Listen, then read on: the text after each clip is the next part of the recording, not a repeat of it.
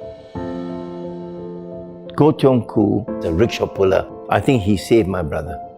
Kuan Yew.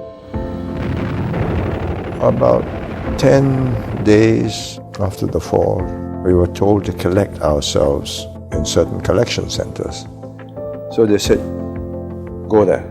So I said, I have left my clothes behind. I did not feel good. My eldest brother, Kuan Yew, being the eldest, he was then about 18, I think, and there were gantry points. Now, the gantry points were manned by Japanese soldiers, where they get all the young males together and register them, and some of them will be sent by lorries to be executed in the Sukching.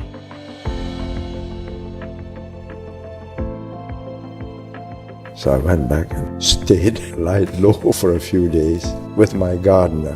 He had a laborer's quarters there, so I billeted myself with him.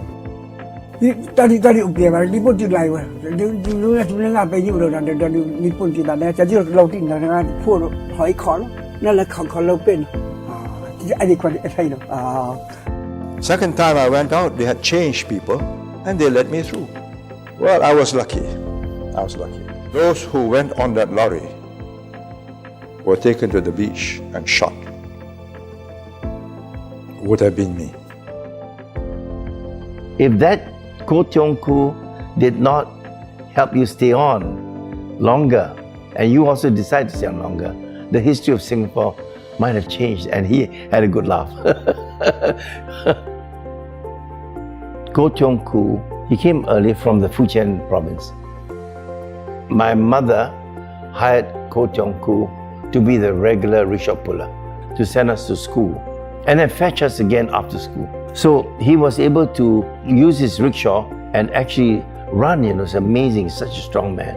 And he's so kind. He knew that we were hungry, but during tiffin time to lunchtime was quite a long time, and he'll give us a quarter cent each to buy cut fruits, and that really comes from the heart. He was so kind, He was that kind of a person, really fantastic.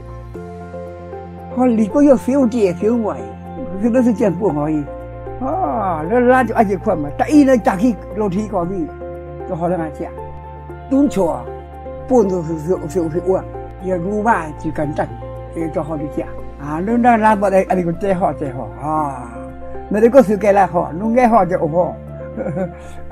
你快啲差不多。He did ask financial help as a loan so that he could open a provision shop. And we always worry whether he can pay back. But when the war came, he had to close his shop. But he took his share of the provisions and he gave it all to us. So that was a very useful thing. So my mother said nothing to worry about that. Kindness will always beget kindness. 但係破病六年咧，美國人諗我累一，但係老公上去看老公說帶佢背就路一開落開因為你按照 feel 冷 feel 你看看破病一直破病，但係按照看路呢個你講那麼一個朋友那麼你不知道就是小咯，拉到了拉個。So when Kuan Yew fell ill, my mother would cook some food for him and I'll bring it over to KK. He recovered. Luckily, he recovered. He's a very strong man. But I think the food, he remembered us feeding him, and to be able to send him food from cooked by my mother and send that, I think he appreciated that a lot. But when I saw all the sick people there and the doctors working so hard, I thought that it's good to be a doctor. So when I became a doctor and went into private practice, Kuan Yew would come once in a while to come in to say hello to me. That's interesting. Somehow my staff would know that he's very special to me. He has a special place somehow in our family. During the war years, my parents thought it'd be nice if we can rear some chickens and ducks. And he was the one, Kuan Yew, he'll teach me how to rear chickens and ducks and grow tapioca and sweet potatoes. He was so skillful, it's amazing. So I was in charge. I was like the minister for agriculture. And from then on, I love gardening. Up to today, I will walk to my garden and do some gardening as well. So that was a good legacy, to enjoy growing plants and vegetables and all that. My mother passed away in August of 1980.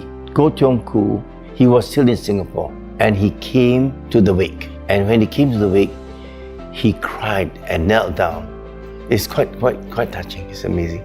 He really appreciated how we treated him, how my parents cared for him, and we appreciated what he did for us, especially during the war years. He was really a great help to us. Goh Tiong Koo, even as a rickshaw puller, we always treated him well, and I think he knew that. He got the feeling that he's welcome in my family. If somebody does something good to you, you must honor that person. You must return kindness back.